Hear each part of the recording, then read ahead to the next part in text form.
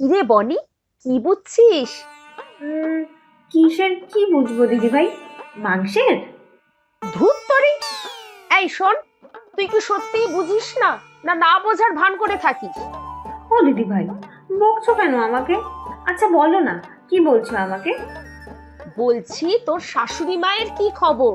এখান থেকে যা বুঝলাম, কর্তাগিন্নির কিন্তু আবার ঝগড়া হয়েছে, আর তার রেশ কিন্তু আমাদের দুজনের ওপর এসে পড়বে।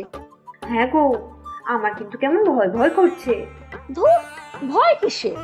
এই বাড়িতে এসব রোজগারের ব্যাপার, মাঝে মধ্যেই হয়, পূর্ণিমা অমাবস্যার মতো। একটু পরেই দেখবি আবার ঠিক হয়ে যাবে। আর মা আমাদের বকবেন তো, পাত্তা দিবি না। ভগবান দুটো কান দিয়েছেন কেন শুনি? এক কানে শুনবি আর অন্য কান দিয়ে বার করে দিবি। কিরে, কি হলো তোর? ভয় কি?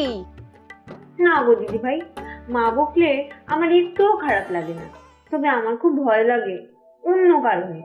আমার দিদা আর দাদু, ওরাও নিজেদের মধ্যে মাঝে মধ্যেই খুব ঝগড়া করতো। একদিন ঝগড়া করে দাদু ঘর থেকেই বের হয়ে গিয়েছিল, আর কখনো ফিরে আসেনি। না রে বোকা মেয়ে, তুই এত ভাবিস না, এরকম কিচ্ছু হবে না। আমাদের বাবা মাকে ছাড়া থাকতেই পারবেন না। মা একটু খিটখিটে, মেজাজ সবসময় চরমে থাকে, তাই ঝগড়া লেগে যায় দুজনের মধ্যে। আমাদের বাবা খুব ভালো, তাই না দিদি ভাই? সবসময় সাপোর্ট করে আমাদের। হ্যাঁ রে, আমি যে চাকরি করি এখনো, সেটা তো বাবার জন্যই হয়েছে রে। আমার চাকরি করা নিয়ে বাবা মায়ের সাথে কম ঝামেলা করেছেন। দুদিন তো প্রায় কথা বন্ধ ছিল, পরে অবশ্য বাবাই মাকে শান্ত করেছেন। সত্যি দিদি ভাই?